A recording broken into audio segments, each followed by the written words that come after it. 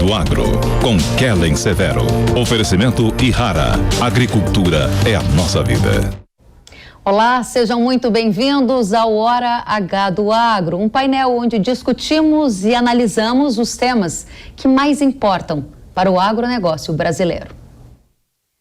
Mercado de carbono e economia verde no agro. Vamos aprofundar análises desde o uso de novas tecnologias até a monetização de florestas no Brasil. A transição para a economia verde necessita de alguns avanços e um deles foi feito no último mês, quando o governo brasileiro publicou um decreto regulamentando o mercado de carbono no Brasil. O mercado de créditos de carbono funciona como um sistema de compensação das emissões de gases do efeito estufa. Nele, créditos são gerados por empresas que diminuem as emissões de gases com a possibilidade de venda de títulos para outras companhias ou até países que não conseguirem atingir as metas de redução.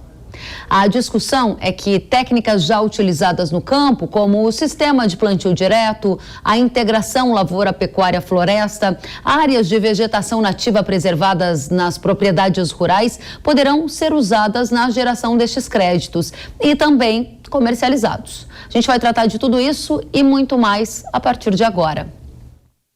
Vamos conhecer os nossos painelistas de hoje? Apresento a vocês Rodrigo Lima, ele que é sócio-diretor do Agroícone. Seja muito bem-vindo, Rodrigo, uma satisfação recebê-lo. Obrigado pelo convite, Kellen, é um prazer. Da mesma forma. Recebemos também Gustavo Espadotti, chefe-geral da Embrapa Territorial. Seja muito bem-vindo, Gustavo, uma satisfação tê-lo conosco. Obrigado, Kellen. É um prazer estar aqui no programa Hora H do Agro com vocês. Muito obrigada. Recebemos também com muita alegria a Renata Nogueira, gerente de sustentabilidade da Cargill. Seja bem-vinda, Renata. Obrigada, Kellen. Um prazer enorme estar aqui com vocês hoje, falando de um tema tão importante como esse. Muito bem. Eu vou voltar com vocês já. Antes, vamos apresentar para os nossos convidados a primeira rodada de hoje, que é sobre o mercado de carbono. Eu volto já. E a gente vai conversar aqui um pouquinho. É justamente sobre o mercado de carbono que a gente vai tratar nessa primeira rodada. Um decreto publicado em maio pelo governo federal regulamentou o mercado de carbono no Brasil. A medida prevê a elaboração de planos para setores da economia e cria diversos tipos de crédito, como o de carbono, o de metano, e possibilita também o registro da pegada de carbono de vegetação nativa e do solo, contemplando produtores rurais e florestas protegidas em propriedades rurais. Enquanto isso, iniciativas do governo já começam a colocar em prática a comercialização de créditos de carbono. O Banco Nacional do Desenvolvimento Econômico e Social, o BNDES, realizou o primeiro leilão de compra de crédito de carbono da história.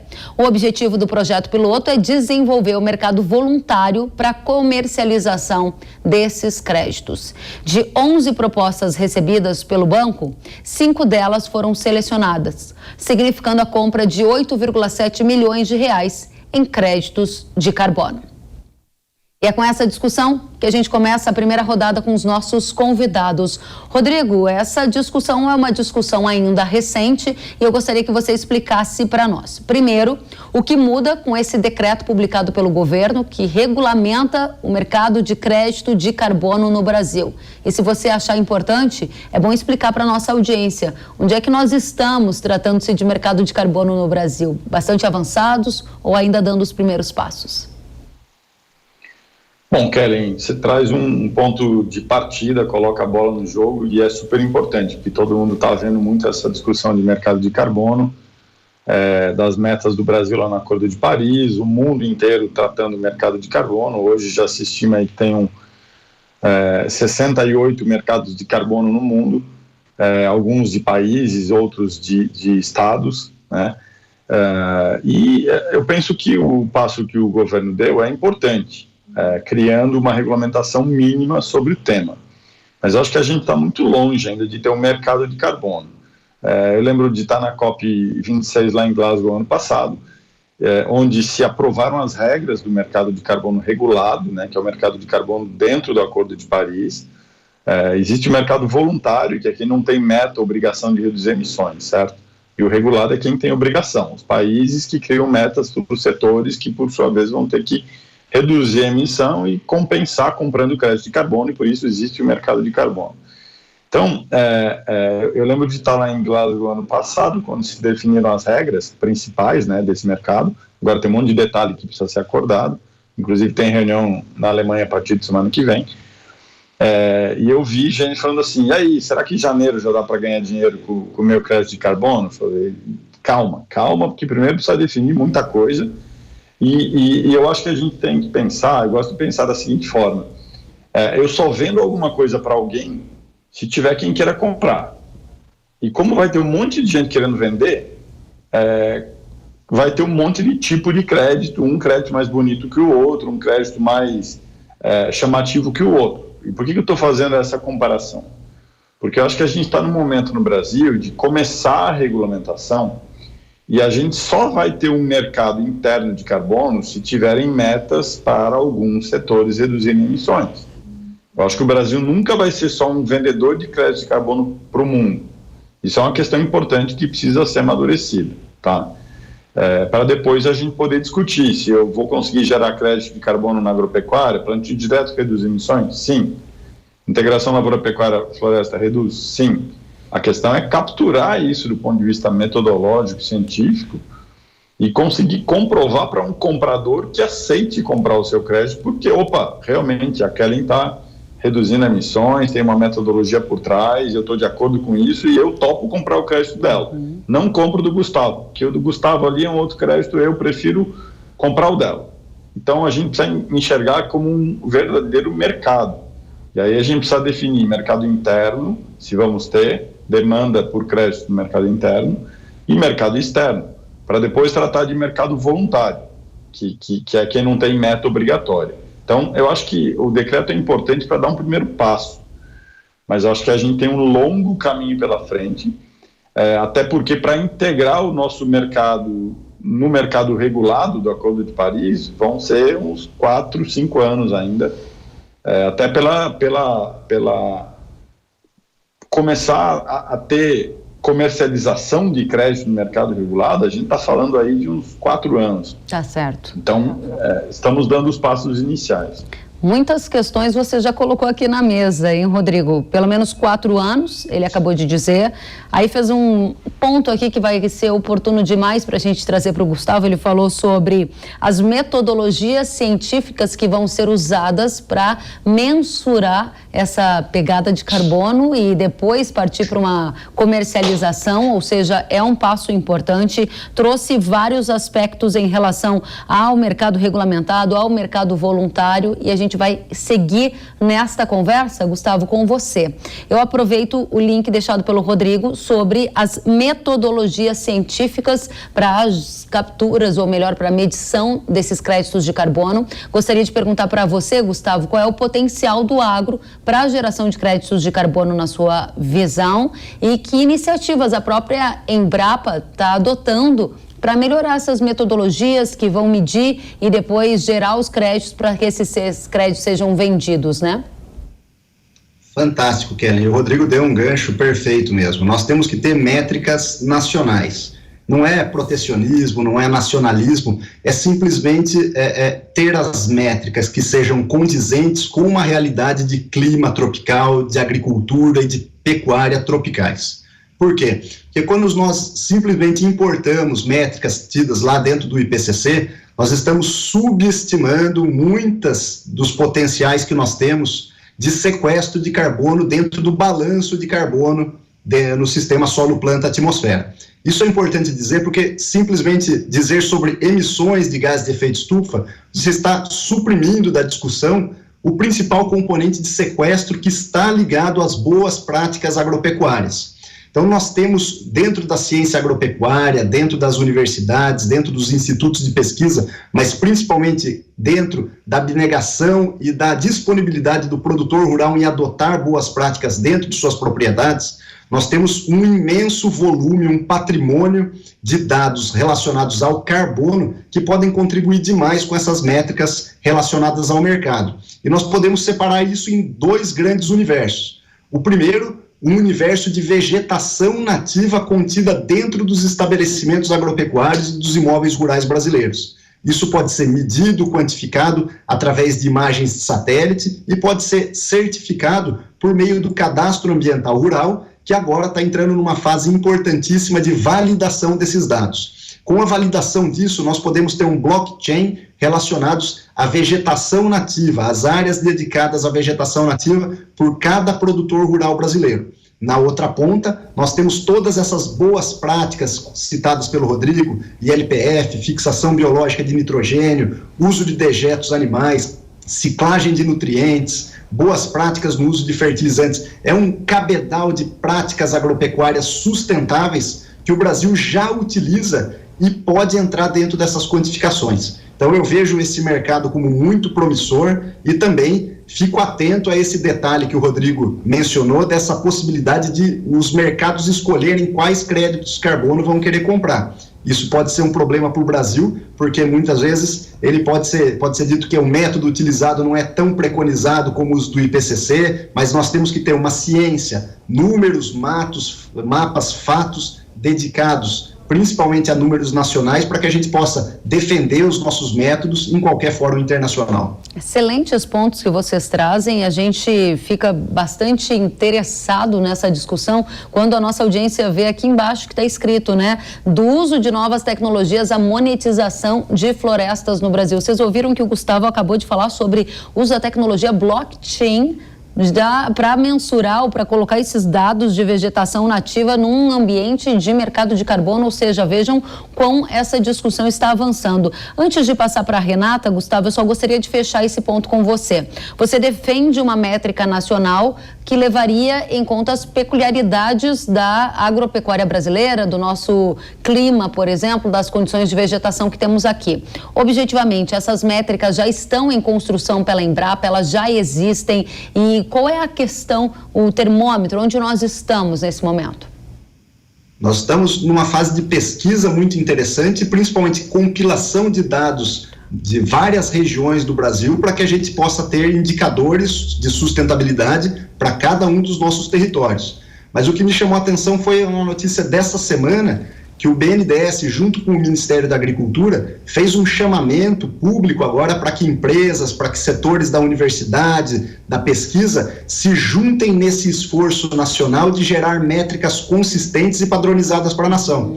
Isso é um salto muito interessante, porque vai congregar informações que muitas vezes estão dispersas dentro das universidades, dentro dos institutos de pesquisa, dentro de diversos órgãos da academia, e juntar, chamar todo mundo para uma mesa de debate que seja mediada por agentes governamentais e dê uma padronização para esses dados, para que eles possam ter uma maior capilaridade e uma maior difusão para o conhecimento de todos, para a aplicação real desses conceitos que saem da academia e vão para a realidade do mundo e do mercado. Aí você, Gustavo, agora me deu deixa o link para eu trazer a Renata para essa conversa. Ele diz que saem da academia e vão para o mundo, para o mercado. É justamente a Renata que está aqui representando esse mundo, esse mercado, através da Cargill, que é uma das maiores empresas de alimentos do mundo, uma das maiores companhias de agro também. E a minha pergunta para você é essa, Renata: como que você enxerga esse mercado hoje, o mercado de carbono, essa discussão aqui sobre métricas, como a Cargill está trafegando nesse ambiente, entre o mercado doméstico, entre a expectativa do cliente no mercado internacional? Conta pra gente. Bom, a gente vê um movimento muito interessante no setor privado, né, com relação a esse tema. A gente vê que não é de hoje que empresas de todos os segmentos estão assumindo compromissos significativos, incluindo até net zero, para reduzir sua pegada de carbono, e fazendo isso de diferentes maneiras, como reduzindo as suas emissões no processo produtivo, na cadeia de fornecedores, que a gente chama de escopo 3, compensando as suas emissões por meio de compras de créditos de carbono no mercado. Então, essa regulamentação do mercado de carbono brasileiro é extremamente importante para o setor privado também. E nós aqui, a Cargill assumiu o compromisso público de reduzir as emissões em nossas atividades lá em 2018, desculpa. Então, já tem bastante tempo que a gente assumiu esse compromisso. A gente estabeleceu uma meta global de reduzir 10% os gases emitidos nas nossas operações entre 2017 e 2025. Isso, na prática, é uma redução de cerca de 1 milhão de toneladas métricas de dióxido de carbono, algo equivalente aí a 270 mil carros a menos nas estradas. Então, temos metas de redução também para a nossa cadeia de fornecimento, que é o escopo 3, que é de 30% até 2030, base as nossas emissões de 2017. A gente sabe que são metas muito desafiadoras e, por isso, nós estamos construindo um conjunto de soluções para os nossos clientes que também buscam descarbonizar suas cadeias de suprimentos e queremos dar suporte para que eles encontrem as melhores soluções baseadas nos seus objetivos e necessidades também. Não basta só estabelecer as metas claras, para reduzir o nosso impacto climático. A gente quer e precisa, e aí não só a Cargill, todas as empresas a gente precisa apoiar os nossos clientes para que eles de fato consigam reduzir suas pegadas, A gente já tem alguns exemplos muito interessantes aqui na Cargill. Por exemplo, temos um programa que chama Regen Connect, que é um programa de agricultura regenerativa que está sendo desenvolvido na América do Norte. É um programa que conecta as duas extremidades da cadeia de suprimentos, os agricultores e os clientes demandantes. O programa paga aos agricultores pelos resultados da adoção de práticas de agricultura regenerativa, incluindo, como já foi dito aqui, o plantio direto, culturas de cobertura, o uso de microbiológicos, enfim, uma série de critérios da agricultura regenerativa. E agora a gente está entrando no segundo ano do programa e a gente quer expandir para mais 15 estados nos Estados Unidos. A nossa divisão também de transporte marítimo, que é a Cargill Ocean Transportation, tem um compromisso firme também com a descarbonização do transporte marítimo e a gente está tentando impulsionar várias iniciativas que ajudarão a indústria como um todo a acelerar as transformações que são necessárias e o alcance das metas de gases de efeito estufa também. E, obviamente, isso impacta no alcance das nossas metas como empresa. Então, a Cargill tem trabalhado muito nessa agenda de agricultura sustentável, é o que os nossos produtores querem, nossos clientes demandam e o planeta precisa. A gente vê a agricultura como parte da solução climática, não como parte do problema. A gente está avançando muito por meio de parcerias com os produtores rurais, organizações não governamentais, academias, governos, e a gente sabe que sozinho a gente não vai conseguir todas as respostas que a gente precisa. Nós temos aqui no Brasil um programa também muito interessante, que é um programa de certificação que chama 3S, temos também outras certificações como a RTRS, temos o programa setorial AgroPlus, a gente também criou alguns anos atrás um fundo de $30 milhões para apoiar projetos inovadores que buscam soluções que conciliem produção e conservação, e nós acabamos de lançar também um edital para selecionar projetos de restauração de vegetação nativa em áreas prioritárias e preferencialmente na nossa cadeia de grãos. A gente sabe que a restauração de vegetação nativa é uma ferramenta excelente para a regularização dos produtores rurais, importantíssima, e é também importantíssima para a mitigação das mudanças climáticas. Além de tudo isso, por meio da restauração de vegetação nativa, a gente consegue criar também centenas de empregos. Então, com esse edital, a gente quer restaurar cerca de 15 mil hectares de vegetação nativa nos biomas Cerrado e Mata Atlântica. E temos mais novidades vindo por aí, em breve vamos comunicar mais programas e mais ações que visam dar suporte ao produtor que, junto com a gente, quer descarbonizar o mundo, o planeta. Muito bem. Agora, Renata, você trouxe vários exemplos de questões práticas que já estão incluídas nas rotinas do mercado privado, citou exemplos lá do hemisfério norte, citou exemplos aqui para agricultores brasileiros. Um último ponto para a gente encerrar a primeira rodada, a gente começou com uma provocação lá do início do Rodrigo, falando sobre uma métrica que fosse mais uniforme, que pudesse potencialmente ser usada de uma maneira mais universal. Aí a gente avançou para esse desafio, né, de como é que são as metodologias científicas para mensurar, por exemplo, o mercado de carbono, e ouvimos do Gustavo a informação de que está havendo uma pesquisa e que há uma intenção de construir uma métrica também nacional que leve em consideração as nossas peculiaridades. E aí eu gostaria de finalizar perguntando a você, como você tem visto essas métricas hoje no mercado privado, o que é o mais demandado? A ideia de uma métrica nacional seria bem aceita pelo mercado externo ou não? Há uma necessidade de universalizar, ter um padrão internacional na sua visão? Eu entendo que os mercados consumidores, inclusive os mais exigentes, entendem que a gente tem uma agricultura de ponta aqui no Brasil e que a métrica que a gente usa, a metodologia que a gente usa precisa considerar essas práticas diferenciadas. Então, eu sim acredito que isso vai ser bem aceito. A gente tem visto a Embrapa trabalhando muito nisso, né, na questão da carne carbono zero, tem um estudo da soja carbono zero. A Embrapa é uma instituição extremamente reconhecida internacionalmente e acredito que essas métricas vão vir ao encontro do que o mercado consumidor também espera do Brasil. Excelente. Alguém mais gostaria de fazer um ponto nessa discussão ou podemos avançar? Rodrigo, Gustavo? O Kellen, se eu puder pegar um ponto aí dentro do que o Gustavo trouxe, especialmente quais são os números da agropecuária tropical, sabe? Isso é super relevante, porque nós temos ótimos dados, certo? Só que se a gente não usar dados muito consistentes, que reflitam a realidade do que é plantio direto lá no Mato Grosso, que é plantio direto no Rio Grande do Sul, o dado de emissão não vai ser igual, porque está tratando de biomas diferentes, solos diferentes. Mas se a gente não tiver capacidade de fazer isso, a gente fica usando o dado padrão de clima temperado e quem é prejudicado somos nós.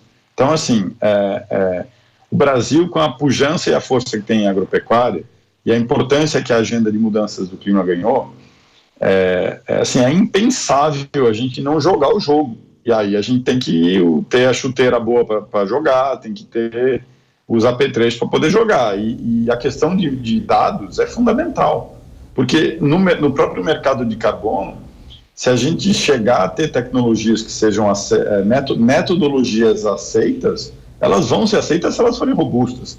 Se elas forem algo meia boca, não vai ter demandante para o seu crédito. É igual o vinho. A Kellen gosta de tomar Pinot Noir, a Renata gosta de tomar Chardonnay. A Renata não toma Pinot Noir, ela não vai tomar, não é obrigada a comprar. A empresa no mercado voluntário vai comprar o que ela quiser.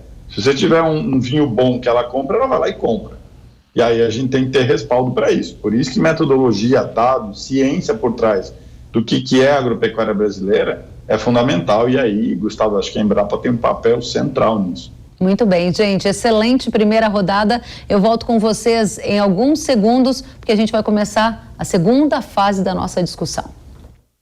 E aí, gostaram? Interessantíssimo, né? Sobre mercado de carbono, onde nós estamos, as métricas que vão ser usadas para essas comercializações e mensurações, o uso da tecnologia com um blockchain aliada à vegetação nativa que já existe, mais o que está acontecendo no mercado privado, seja no hemisfério norte, seja no hemisfério sul, em práticas visando sustentabilidade, uma produção aliada à preservação, e a gente viu vários exemplos também nessa primeira parte. Vamos continuar, porque o assunto vai longe.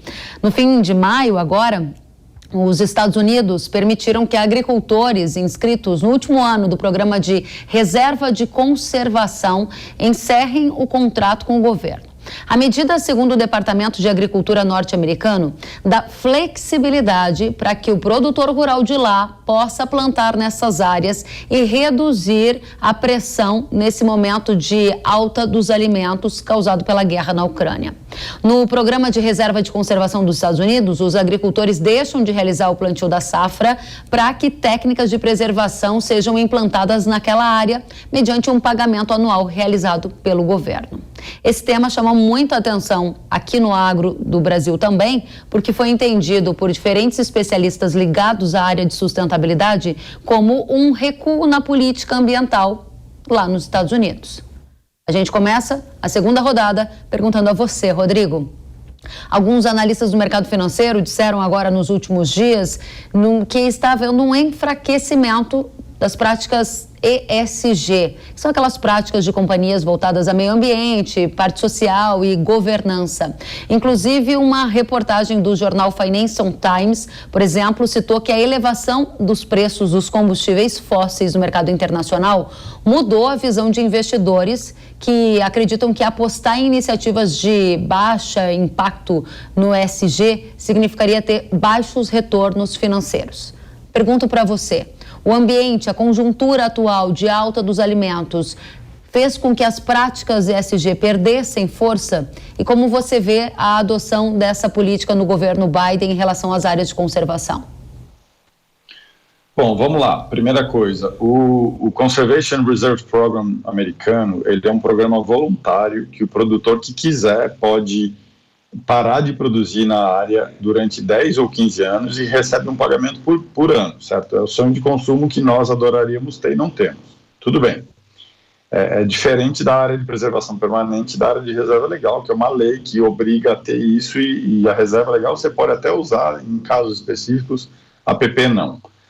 É um enfraquecimento da conservação? Entendo que sim. Mas é uma área que poderia voltar a ser utilizada no final do contrato, certo? E lá pode explorar a caça nessas áreas também, coisa que nós não temos aqui. Então, eu entendo que é um enfraquecimento, mas eu não entendo que a comparação com o Código Florestal seja exatamente comparável, tá?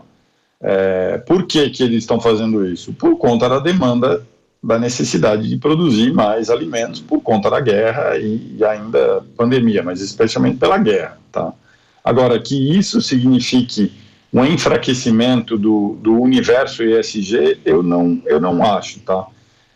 Eu tendo a crer, Kellen, que naturalmente, se a gente vê aí o que está acontecendo com petróleo e com gás por conta da guerra, e a demanda de petróleo e gás, especialmente na Europa, que dependente de Rússia, claro que aí, quando você está com a corda no pescoço, você vai usar a energia suja, a energia que tiver disponível, certo? Por que eu acho que não é um enfraquecimento do universo ESG? Porque toda a discussão do ambiental, social e governança tem a ver com uma transição e uma cesta de energias, e de novo, o Brasil acho que tem uma posição muito particular em relação a isso. Por quê? Porque o ESG quer premiar exatamente a energia renovável, certo? Em detrimento da fóssil. Se a Europa tivesse a cesta de energias renováveis necessária para não depender da fóssil, ela estava confortável. E aí o ESG não seria bom? Não, ele é desejável cada vez mais. Só que no momento de crise, onde o cerco aperta, porque daqui a pouco o inverno chega, e aí você não tem energia para esquentar a casa, e aí a Europa morre, você morre congelado, a coisa muda de figura. Então, eu vejo que no curto espaço de tempo, pode-se dizer e se ter essa percepção que a ESG, acabou essa onda. Eu entendo que não. Porque justamente a gente precisa dessa transição energética, dessa cesta de, exemplo, biocombustíveis no Brasil. Hoje você tem etanol de milho sendo vendido na Amazônia, produzido no Mato Grosso. Por quê? Você precisa ter etanol na mistura da gasolina, pelo menos, certo? Se não for 100% etanol. E a gente tem etanol de milho, segundo a safra, super positivo em termos de emissões. Isso não é bom para o Brasil? Eu não consigo enxergar que não. Isso gera diversos empregos, novos negócios, renda, tributo, energia renovável, redução de emissões.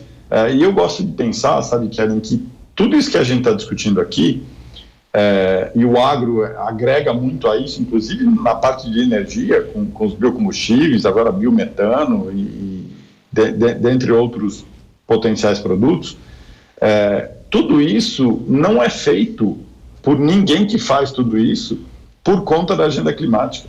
A gente faz isso para desenvolver, para crescer, para ganhar dinheiro, para melhorar, para inovar, e tem um benefício climático. Então, e eu gosto de falar isso porque, às vezes, dependendo de como se traga a discussão climática, tem que reduzir emissões. redução de emissões é algo consequente ali de uma determinada atividade, de uma determinada prática. E hoje se precifica a redução de emissões, como a Renata falou.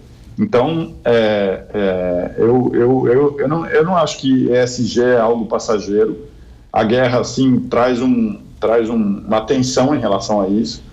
E o Brasil tem, pensando na agropecuária, com o plano ABC+, por exemplo, tudo que está proposto lá, quase 73 milhões de hectares de áreas adotando tecnologias em 10 anos, até 2030, quais serão os benefícios que o ABC+, traz para a agropecuária brasileira lá em 2030, se a gente puder conversar de novo, né, Gustavo? O que isso traz de benefício para a agropecuária brasileira, para o bolso do produtor, para a comida na mesa, para a diversificação e também para a tal da redução de emissões e adaptação à mudança do clima? Tá certo. Quais são as cestas de energia que a gente gera? Isso aí é tudo ESG, do ponto de vista ambiental, pelo menos. Então, acho que não é uma onda passageira, não. Muito bem, obrigada, Rodrigo. Gustavo, quero saber a sua opinião, como você classifica essa postura observada lá no governo dos Estados Unidos. Os Estados Unidos a gente está citando aqui porque ele é um player que compete com o Brasil no mercado internacional, e se você acredita que o momento atual, a conjuntura de pressão de energia, pressão com alta dos alimentos, vai afrouxar as regras ambientais em algumas regiões do mundo, por exemplo, os países que são mais dependentes, né, e que vivem numa condição mais vulnerável na produção de alimentos. Perfeito, Kellen. Bom, o Rodrigo mencionou bem, os Estados Unidos não têm o Código Florestal, né? Então, eles não têm essa exigência de preservar a PP e reserva legal, então o produtor que o faz, ele é remunerado pelo Estado para isso. Essa ação tida lá nos Estados Unidos agora, eu classifico assim, ela teria algum paralelo com o futuro do Código Florestal brasileiro quando forem implementadas as cotas de reserva ambiental, que é quando um produtor que tem um excedente de vegetação nativa, ele conversa com quem tem um déficit de vegetação nativa e eles entram em acordo por uma troca dessa cota de reserva ambiental. O paralelo que eu faço é que seria como se o produtor que tem um excedente quebrasse o contrato com o produtor que tem um déficit, ou seja, ele vai deixar de ter aquela área imobilizada, um excedente de vegetação nativa que ele tinha, e vai colocar isso para o mercado, principalmente para a produção de alimentos, sem nenhum tipo de quebra de contrato. Seria o paralelo que eu faço sobre essa questão dos Estados Unidos. E por que eu acho que eles fizeram isso? Porque eles verificaram, principalmente, o preço dos alimentos começou a impactar de forma significativa a população deles. Então, veja, foi o preço dos combustíveis que impactou o S, o social da sigla ESG. Então, como o preço disparou, a sociedade, seja ela rural ou urbana, começou a sofrer com altos preços praticados, então o social foi prejudicado, por consequência teve que haver um ajuste no ambiental. Então, eu concordo com o Rodrigo, que não é um enfraquecimento da agenda ESG, mas sim um ajuste necessário que ela precisa ter para que todo mundo comece a compreender que o ambiental, o social e a governança, eles são realmente indissociáveis. Se um desses elos fraquejar, todos os outros dois vai precisar entrar em um acordo para começar a equilibrar de novo essa balança. Dito isso, eu lembro que nós estamos passando por um momento de guerra, uma guerra que impactou não só como comumente impactava os preços, principalmente dos combustíveis, mas dessa vez impactou os mercados de alimentos. Isso causou um desabastecimento global que, se está sendo observado nos Estados Unidos, na Europa, uma crise de abastecimento e elevação de preços, que chega também no Brasil, nós estamos vendo a nossa cesta básica subir. Eu peço um exercício para a gente pensar em como está a população da África hoje, que é só adquirir os alimentos que sobravam dos demais países. Eles estão sendo os maiores impactados por uma crise maior de desabastecimento. Então, nós temos que pensar em todos os elos do ESG para que nenhuma das categorias de pessoas, nenhuma das nações, nenhum dos mercados consumidores possa ser desabastecido a ponto de gerar crises humanitárias decorrentes de uma imposição muito forte de qualquer um dos elos dessa agenda. Também lembro que a imposição do ESG pelos mercados, sejam eles os mercados consumidores, sejam as traders, sejam os intermediários, tem que ser escalonado. porque nós temos categorias de produtores muito distintas em qualquer lugar do mundo. Principalmente produtores mais capitalizados, mais tecnificados e com acesso a recursos, acesso a advocacia, a consultores, eles vão ter uma facilidade maior de se adequar a essa agenda. Mas os pequenos produtores, os médios produtores, os menos tecnificados, eles precisam de prazo para adequação a essa agenda. Então, na Embrapa, a gente sempre tenta conversar sobre isso com os agentes financeiros, conversar com os mercados, para ter uma atenção especial ao tempo que os pequenos produtores e os médios produtores precisam ter para se adequar a essa nova agenda. Muito bem, obrigada, Gustavo. Renata, você concorda que é preciso tratar os diferentes de uma forma diferente quando a gente fala em adoção de prática de ESG, ou seja, o ritmo, a característica de cada agricultor, a depender da região onde que ele está? E também gostaria de saber se, na sua opinião, o contexto de alta de alimentos e de energia gerou um enfraquecimento na pauta ESG. Acho que eu vou chover um pouco aqui no molhado. O Rodrigo e o Gustavo já cobriram esse tema assim, de forma brilhante. É isso mesmo, a gente vai precisar fazer alguns ajustes para garantir esse equilíbrio, né, do tripé da sustentabilidade. As questões ambientais são tão importantes quanto as questões sociais, econômicas, de governança. Então, no momento que a gente vive, em que a questão da segurança alimentar está tão latente, esses ajustes são essenciais, fundamentais. Eu, sim, concordo que a gente precisa olhar para os diferentes de formas diferentes, né? As necessidades são diferentes, as demandas são diferentes e por isso as soluções também têm que ser diferentes, né? E a gente tem uma cadeia bastante diversa aqui na Cargill. A gente está falando de cerca de 15 mil fornecedores em diferentes locais, né? Em todos os biomas brasileiros, de novo, com diferentes demandas, diferentes necessidades, e por isso que a gente fala que é tão complexo a gente resolver essa questão da sustentabilidade e garantir que 100% da nossa cadeia seja realmente sustentável, né? Porque não existe uma solução. A gente tem que realmente entender o que acontece dentro de cada uma das propriedades que fornece produto agrícola para a Cargill e pensar em soluções que vão ao encontro do que os nossos produtores precisam. E por isso que é tão importante a gente fazer a rastreabilidade da nossa cadeia, né? A rastreabilidade é um tema super atual, que os mercados mais exigentes vêm demandando cada vez mais, e a gente posso garantir aqui que isso tem sido cada vez mais uma demanda. Não foi a guerra, não foi a pandemia que atrapalhou, né, o processo que a gente vem desenvolvendo já há anos para concluir a rastreabilidade da nossa cadeia, e a gente percebe que os mercados consumidores continuam demandando esse trabalho, né, não só da Cargill, mas de todas as empresas. Então a gente vê assim, sim, alguns ajustes vão precisar acontecer, mas tem coisas que vieram para ficar e que a gente percebe que as demandas vão continuar exatamente como elas sempre foram. Excelente. Para fechar esse ponto, eu gostaria da sua experiência no mercado, Renata, sobre o uso de tecnologia. Você acabou de falar sobre rastreabilidade. No bloco anterior, o Gustavo falou sobre tecnologia blockchain. Eu gostaria de entender como essas novas tecnologias estão sendo usadas a serviço das boas práticas de sustentabilidade que são demandadas por mercados mais exigentes, conforme você destacou. Bom, sem dúvida alguma, para essa questão da rastreabilidade, a tecnologia não só ajuda empresas como a Cargill, mas viabiliza. Sem a tecnologia, a gente realmente não consegue fazer a rastreabilidade da nossa cadeia, principalmente numa cadeia tão grande e tão espalhada, né, como a nossa. Outra questão extremamente importante é o próximo passo da rastreabilidade, né? A gente sabe, né, a gente concluiu agora o mapeamento de toda a nossa cadeia do Matopiba, então a gente sabe todas as fazendas que fornecem soja para a gente, e agora a gente precisa entender o que acontece dentro de cada uma dessas fazendas. E sem a tecnologia a gente não consegue fazer isso.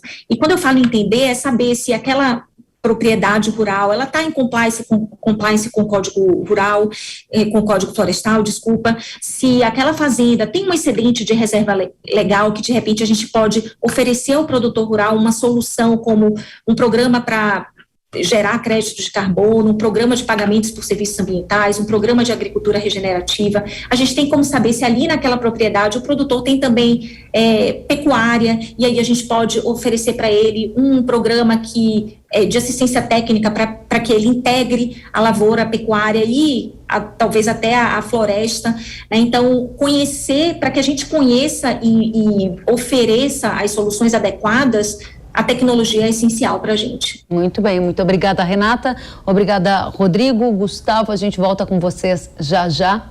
A pandemia da Covid-19, seguida pela guerra na Ucrânia, evidenciou um grande temor mundial, o de desabastecimento de alimentos. Em um contexto de crise militar e sanitária, onde a segurança do alimento foi colocada em xeque, o Brasil surgiu como uma potência capaz de exportar esses alimentos para o mundo sem deixar de preservar o meio ambiente. Ele só não surgiu, ele se manteve e se destacou, né? Durante o Fórum Econômico Mundial em Davos, na Suíça, o ministro da Economia, Paulo Guedes, ressaltou que a Europa está mudando a visão sobre o Brasil quando o assunto é meio ambiente e economia verde. Vale lembrar que a agropecuária do Brasil é muito criticada no exterior e considerada muitas vezes uma vilã nas práticas ambientais. No ano passado, uma carta assinada por diversos artistas, entre eles o ator Leonardo DiCaprio, pediu ao presidente dos Estados Unidos, Joe Biden, que não fechasse um acordo com o Brasil. O presidente da França, Emmanuel Macron, também é um forte crítico do agro brasileiro e é considerado um dos principais responsáveis por barrar o acordo comercial, o avanço naquele acordo, entre Mercosul e União Europeia, alegando que o Brasil não está em conformidade com a agenda de proteção ambiental, a agenda do clima do bloco econômico. Segundo esse movimento todo, a Comissão Europeia publicou no ano passado o Acordo Verde, ou também conhecido como Green Deal. Entre as medidas propostas está a proibição da compra de produtos agrícolas de outros países provenientes de áreas de desmatamento ilegal, ou seja, de áreas onde o desmatamento é permitido pelos governos. Vamos começar essa rodada com todos esses tópicos em análises. Convido os nossos convidados. Pauta cheia, hein, gente? Temos desde o Acordo Verde, desde a declaração do ministro da Economia em Davos e também as questões que envolvem a imagem do Brasil no exterior. Pergunto a você, Rodrigo, como é que está essa proposta da União Europeia, que precisava de aprovação no Conselho e Parlamento Europeu, chamado Acordo Verde, que poderia limitar compras da Europa para produtos do Brasil vindos de desmatamento legal ou ilegal? Qual é o status da situação? Kellen, o European Green Deal, o pacote verde, na verdade ele cria base para que a União Europeia defina um monte de leis e regulamentações para tratar de diversos temas, dentre eles mudanças do clima, como eles definiram, aprovaram a lei climática que já existia, mas aprovaram uma nova fase, e eles caminham para a neutralidade climática em 2050, da mesma forma como o Brasil propôs. A grande questão é alcançar fazer isso. Tem lá o Farm to Fork, da fazenda ao garfo, com uma estratégia muito ligada à agricultura, onde eles propõem, por exemplo, reduzir 50% do uso de pesticidas e não dizem como fazer isso. A meta de tornar 25% da União Europeia orgânica. Então, na verdade, tem lá a CBAM, que é a medida de carbono na fronteira, tem a regulamentação para proibir os produtos com desmatamento, como você falou. Nenhuma dessas regras foi aprovada ainda, exceto a meta de neutralidade climática e ações para tanto, especialmente em energia, que é o problema da União Europeia. E em relação ao desmatamento, eles basicamente definem que seria a partir de 1º de janeiro de 2021, não aceitariam nenhum desmatamento, nem o desmatamento legal, De novo, isso não foi aprovado ainda, mas está avançando. Claro que agora a guerra tira um pouco o pé do acelerador. Agora, o que é curioso dessa medida, e o que preocupa, e aí a Renata talvez possa contribuir muito melhor do que eu, é que uma das regulamentações trata de due diligence que os importadores teriam que cumprir. E o que eles escrevem lá na proposta de regulamentação é que os importadores vão ter que passar informações georreferenciadas de cada fazenda que produziu o que está sendo importado. Você imagina a complexidade disso, tá? Para ter uma informação sobre o uso da terra. Então, e aí quando eu escuto isso, para mim, assim, qual é a informação que a gente tem ou que a gente poderá ter de forma bastante consistente em relação ao uso da terra nas fazendas brasileiras? O Gustavo falou no começo, cadastro ambiental rural. Você mesma falou, né, Kellen, da nova fase de avaliação do CAR, os estados evoluindo nisso. Essa semana mesmo, o Comitê Interministerial da Política Regulariza Agro, que foi criado pelo Serviço Florestal recentemente, foi instituído. Acho que, assim, o Brasil tem tudo na mão para mostrar o quão ele é importante, o quão ele é sustentável, o quão ele adota tecnologia e inovação. Qual é o nosso gargalo? Desmatamento. Tá certo. Esse é a nossa pedra no sapato. Muito bem. Eu vou te interromper nesse momento, Rodrigo, só por uma gestão do tempo e para a gente poder cobrir todo esse tema com vocês participando de uma maneira mais ativa, né? Muito legais os seus pontos. Eu vou pedir para o Gustavo licença para eu já fazer o link aqui com a Renata, porque eu acho que casa bem nessa pauta. Renata, como é que está essa questão que o Rodrigo colocou aqui na pauta, né? As demandas vindas do mercado europeu para produtos com origem brasileira. Você que está dentro de uma companhia que atende esse mercado, conta para a gente como é que fica. É interessante, Kellen, porque toda a discussão que a gente tem sobre sustentabilidade agro, a gente acaba voltando para o ponto que é chave para mim, que é a questão do Código Florestal Brasileiro. A gente tem um arcabouço jurídico que nos coloca numa posição de vantagem perante outros países. E a implementação do código coloca o produto brasileiro numa situação ainda melhor. Então, a implementação do código, a validação do CAR, o avanço do PRA, o incentivo aos produtores e o suporte também para que eles restaurem seus déficits de reserva legal e APP, são fundamentais para que os mercados consumidores mais exigentes comecem a olhar para o Brasil de uma forma mais positiva, né? Eu acho que a imagem do agro brasileiro, como você colocou aqui, depende muito do mercado que a gente está falando, né? Então, se a gente estivesse falando dos mercados mais exigentes, né, tá claro que a gente precisa investir mais na questão da rastreabilidade, da inovação, da comunicação e também, principalmente, na questão da implementação do Código Florestal. A gente tem um problema que eu concordo com o Rodrigo, é a questão do desmatamento ilegal. Estudos recentes mostram que a maioria do desmatamento que acontece hoje no Brasil é um desmatamento ilegal. E a gente sabe como resolver esse problema, porque no passado a gente estava avançando nesse tema, né? Então, a partir do momento que a gente melhora nessa questão, eu acho que tudo muda. Nesse relacionamento com os mercados consumidores, inclusive os mais exigentes. A gente vê uma pressão muito forte do mercado europeu para que a gente avance mais rapidamente na questão da rastreabilidade, do compliance, da questão dos direitos humanos também. O que a gente vê pouco é suporte. Então, é muita demanda e pouca vontade e sabedoria para ajudar o país também a progredir de forma mais rápida. Renata, Gustavo, agora eu volto com você para você fechar esse bloco para a gente. Gostaria de saber como que você avalia todas essas questões aqui colocadas com foco em pensar em como está a imagem do agro no exterior. Bom, Kellen, no mundo inteiro tem 3 jeitos de aumentar a produção. Só tem 3 jeitos. Um é aumentar a área cultivada. O Brasil tem como fazer isso, por 2 frentes. Uma é alterar o uso da terra que nós temos com pecuária, principalmente com pastagens, e migrar parte desse uso para a agricultura.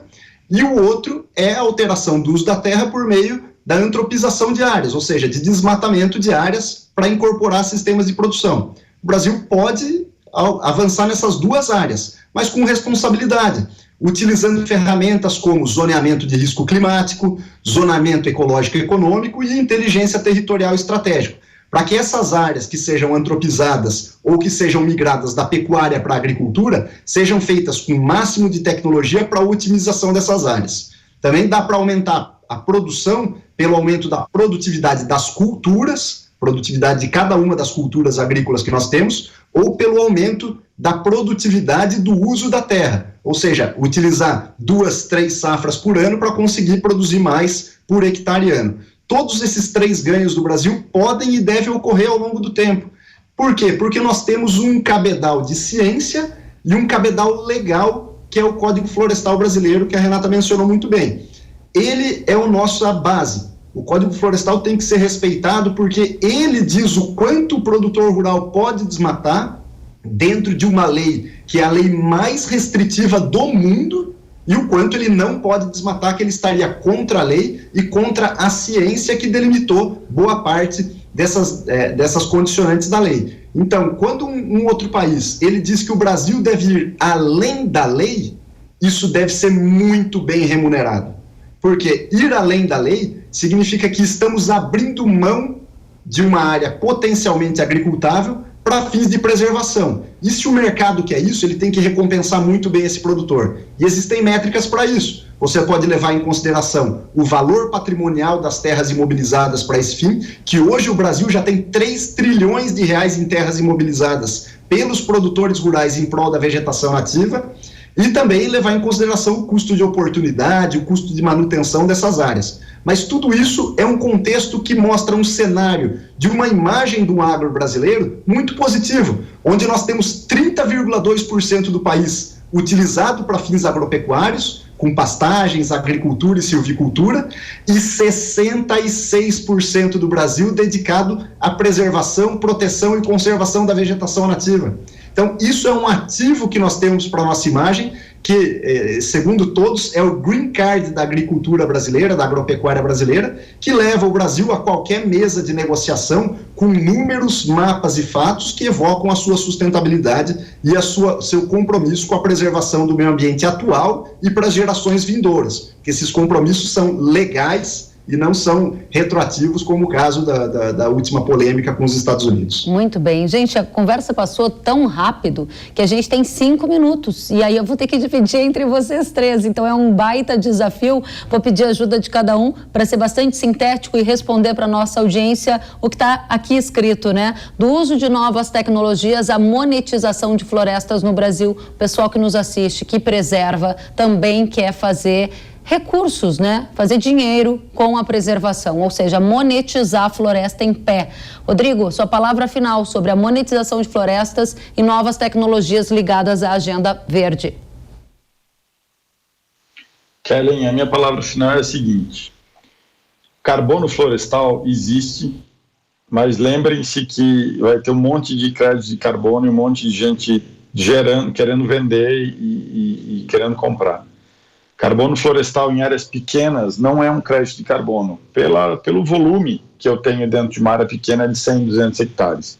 Carbono florestal exige áreas de 20 mil hectares, 30 mil hectares.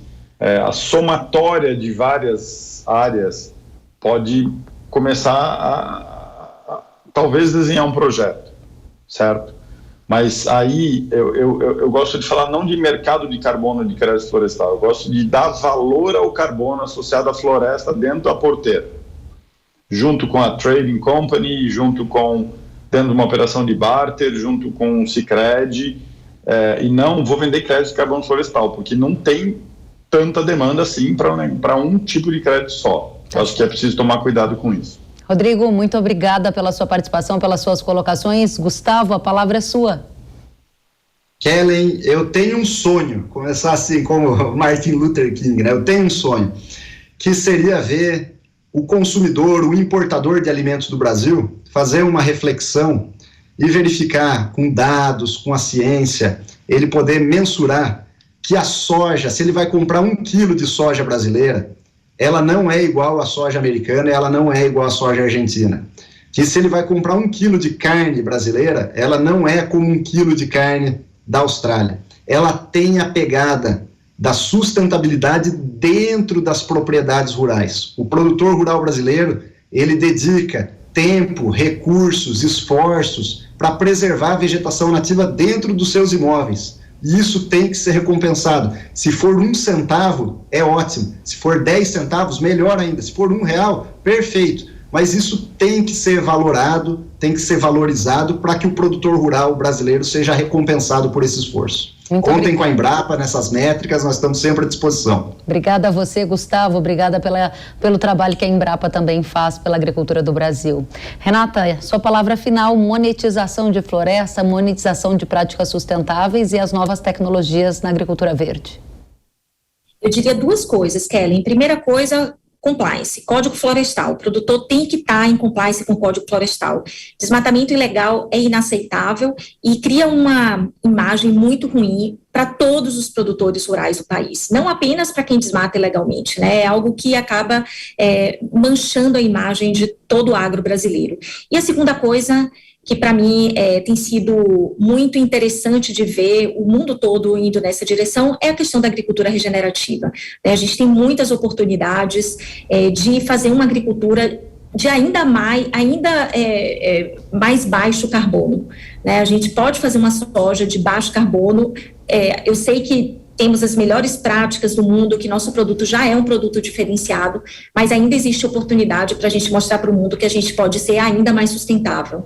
Muito obrigada, agradeço ao Rodrigo Lima, sócio-diretor do Agroícone. Volte sempre, Rodrigo, foi um prazer recebê-lo. Gustavo Espadotti, chefe-geral da Embrapa Territorial, da mesma forma, foi uma satisfação, volte mais vezes. Renata Nogueira, gerente de sustentabilidade da Cargill, foi ótimo ouvi-la, volte mais vezes. Passou muito rápido e a gente vai voltar a esse tema em novas oportunidades. Vocês são sempre muito bem-vindos. Até a próxima. E antes da gente encerrar, eu tenho um recadinho para você. Olá, produtor de cana, como estão os cuidados com o seu canavial? Hoje eu quero te falar sobre uma especialista nos cuidados do campo. Eu falo da Yara, que tem soluções muito eficazes para proporcionar a você uma boa produção. A Yara disponibiliza para você um portfólio completo para a cultura da cana-de-açúcar. São inseticidas, fungicidas, herbicidas, tudo para proteger a produção em todas as fases do cultivo. E hoje eu destaco a solução Maxsan, que tem um poder de outro mundo no combate à cigarrinha. Ele é o único que controla todas as fases desta praga, dando a você muito mais flexibilidade de uso e eficiência em seu manejo. Maxsan tem ação exclusiva com maior efeito de choque e maior residual e uma tecnologia inédita no Brasil. Para saber mais sobre Maxsan ou sobre tudo que a Yara pode solucionar no seu canavial, acesse yara.com.br ou aponte o celular para o QR Code da tela. Na hora H da proteção do seu cultivo, é Yara.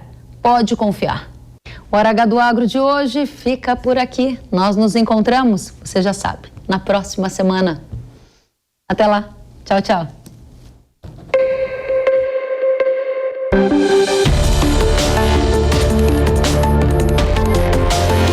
Hora H do Agro, com Kellen Severo. Oferecimento Yara. Agricultura é a nossa vida.